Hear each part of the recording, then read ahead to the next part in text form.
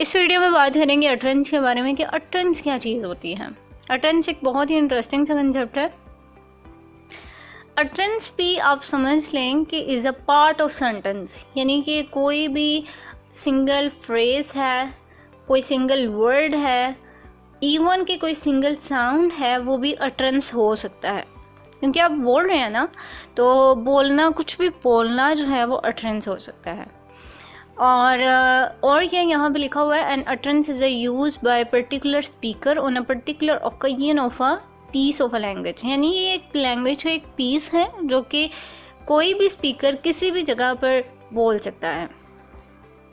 मैंने एक साउंड निकाला है ये भी अटरेंस है। मैं कोई बात कर रही हूँ हॉर्सेस, ये भी अटरेंस है।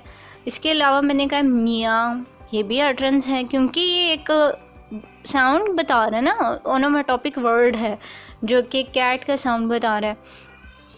लेकिन एक बात जो आपने यहाँ जहन में रखनी है वो ये है कि any non sensical sound can not be the utterance. Utterance can be the meaningful sound. ठीक है, जितने भी मीनिंगफुल साउंड्स हैं, मीनिंगफुल वर्ड्स हैं, उनको हम अटरेंस कहेंगे। ऐसा नहीं है कि आप कुछ भी लिख दें और आपके ये लो जी ये अटरेंस है, ये कुछ भी आप बोलने लग रहे हैं, नावशना बोल रहे हैं और इसकी कुछ समझ में नहीं आ रही तो आप कहेंगे जी अटरेंस कर रहा हूँ मैं, ये अटरेंस में आता है। ऐसा नहीं होता।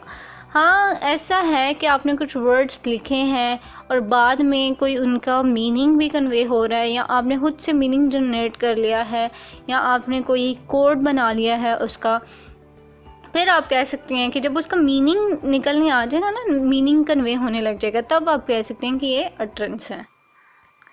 तो इंटरेस्टिंग सा कंसेप्ट था। आई होप कि आपको क्लियर हो गया होगा। अब इससे रिगार्डिंग आपको कोई क्वेश्चन है, कुछ भी आप शेयर करना चाहते हैं तो आप मुझे बताएं कमेंट सेक्शन में। अपना और अपने प्यारों का बहुत सा ख्याल रखिएगा। बहुत शुक्रिया।